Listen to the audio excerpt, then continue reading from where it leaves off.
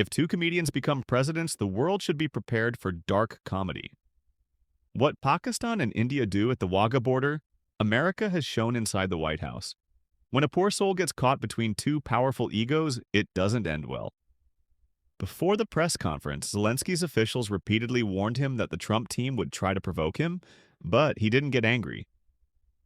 Zelensky quickly realized that history would remember him for this press conference. According to a top European foreign policy official, the free world now needs a new leader.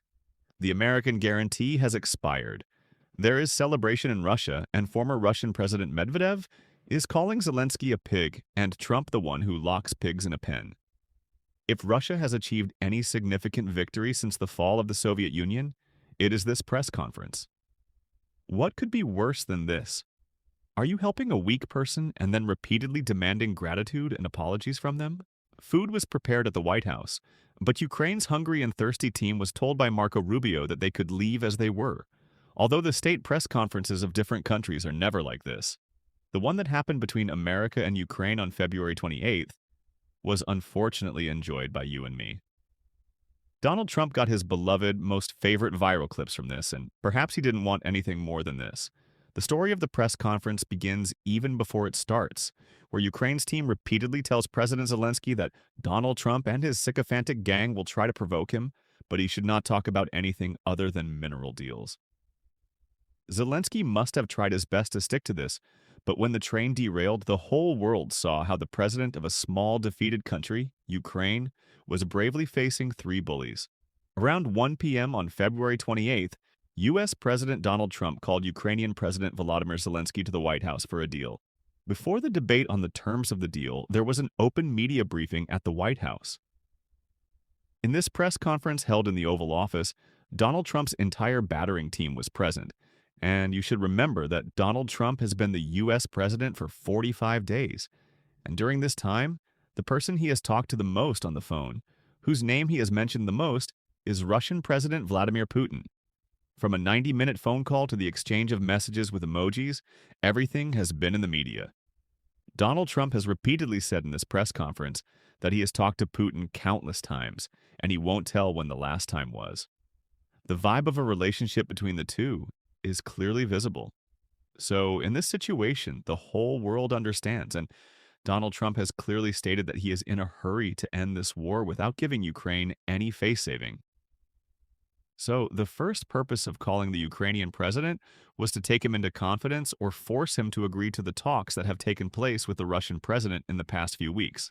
The second purpose was to make Zelensky hand over his rare earth minerals to America and start negotiations for some security guarantees in return. Because America has agreed to give security guarantees to its old partner, on the condition that it accepts America's authority over its precious resources like lithium, graphite, titanium, and cerium, etc. By the way, friends, this is called colonialism, where you take control of a country's resources and don't even give it a deal that is not very humiliating. But perhaps now colonialism is a new reality hidden in the words of a deal. So, these were the two matters for which Zelensky was called to the White House. Yes, you should also remember that a few days before this, Donald Trump, using his limited vocabulary of 250 words, called Zelensky a failed comedian and a dictator, while in American official policy, Putin is the dictator of Russia, and Zelensky is a democratic leader who has imposed official martial law during the war, as Britain did during the World War. But Trump is calling him a comedian and a dictator because he simply doesn't like Zelensky. Anyway, people like Donald Trump only like the friendship of the powerful and the bowed neck of the weak. So, in this atmosphere, Donald Trump, Vice President J.D. Vance, Marco Rubio, and the rest of the team meet President Zelensky. At the beginning, Vice President J.D. Vance, praising his boss Trump, said that the Ukraine-Russia war could be stopped through diplomacy.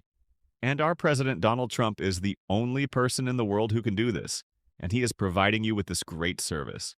Before him, there was another president who talked a lot, but his actions were zero. He said this, and he also indirectly taunted Ukraine that instead of war, if Russia had been given what it wanted, this situation would not have arisen. If people had engaged, perhaps this war would not have happened at all. From here, the atmosphere in the press conference started to deteriorate. The Ukrainian president asked the vice president a small question. What kind of diplomacy are you talking about?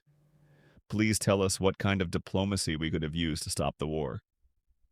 Now, obviously, Donald Trump didn't have an answer to this, so how could his deputy have one? He gave a clumsy response saying, such diplomacy that prevents war. At this, Zelensky must have thought that it was time to teach a lesson. He leaned forward and said to J.D. Vance, who was sitting a little further away, look, Mr. Vance, from 2014 to 2022, for 8 years we were only engaged in diplomacy with Russia. During this time, Barack Obama was the president of the United States, then Donald Trump came, and then Joe Biden. But at no time did the attacks on us stop. We lost Crimea, we lost the eastern part, and now 4 large regions are under Russian control. But during those 8 years, our leaders, and once I myself, signed a ceasefire peace deal with President Putin. But Putin did not abide by it, and during this time, 3 American presidents watched all this happen. So it's not that we didn't talk, we didn't engage in diplomacy. Mr. Vice President, you tell us, what kind of diplomacy are you talking about that we didn't do and should have done? Now, what answer could the Vice President have? He resorted to cheap drama, like those on low-budget news shows, and started saying, you are insulting the American media, the American people, and our president in front of everyone. Okay, tell me, isn't your country being destroyed? Aren't you forcibly recruiting people into the army? Aren't you resorting to propaganda about the war? Zelensky asked again, Mr. Vance, tell us, when did you come to Ukraine? When did you see that such things were happening there? How did you find out about all this? The temperature of the meeting started to rise further. The Ukrainian ambassador held his head and then sat quietly throughout the press conference looking helpless. Anyway, the vice president responded, I saw it on TV. And then he said, okay, you tell me, how can you come to our country and lecture us? And the president who wants to help you stop the war, aren't you even ready to thank him once? Why? Okay, let's just drop it. Just tell us, doesn't your country have problems? Zelensky shot back with a counter-question. Don't problems arise during war? Doesn't every country at war have to face inevitable issues? Today it's us. Maybe tomorrow it will be you. Right now, there's a vast ocean between you and Europe, but these missiles might make you feel their impact one day. You'll see. Now, this was the point where Donald Trump grabbed the microphone, fearing he might be left out of the show, and all the viral clips the next day would be about the vice president. He started giving Zelensky a live, harsh lecture. To create more interesting clips, he started speaking in different ways. He said, you know nothing about our country and us. Who are you to dictate to us how we should feel? We have been told how we should feel. Friends, from here, both presidents started interrupting each other, speaking in an attacking manner with Donald Trump's voice and words being louder and more prominent. Donald Trump was saying, you have no cards left to play. Your position can only strengthen if you listen to us. We are your only and last card. Zelensky, in response, said, I didn't come here to play cards. I am very serious. By the way, this is something European presidents have also told Donald Trump repeatedly over time, and it has now become a sore point for him. Like in 2019 during the NATO summit, when French President Macron was present, and Donald Trump engaged in a similar high-handed conversation. Macron listened silently for a while and then said, let's be serious, Mr. President. The time for jokes is over. Let's talk seriously now. Similarly, when Zelensky told Donald Trump, don't taunt me about having no cards. I'm not here to play cards. I came to talk seriously. Donald Trump's voice rose even higher. Whatever little diplomatic tone he was trying to maintain was set aside, and he started berating Zelensky, saying, you are being arrogant, you are stubborn, you are playing with the lives of millions of people, and you are gambling with World War III. You are leading the world towards destruction. By now, Zelensky must have realized that the meeting and his visit to America were effectively over. Whatever happened in the rest of the press conference would define how history remembered him.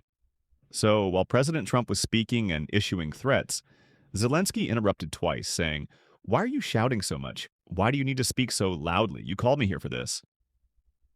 At this point, even J.D. Vance realized he should jump in and take some part in bashing Zelensky, since his boss had already provided enough content for viral clips. Now it was his turn.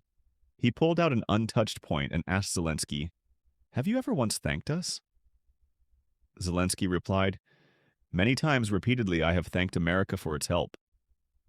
But poor Zelensky didn't realize that the Trump presidency operates in isolation. They don't consider even their own elected presidents, past or future, as representatives of America.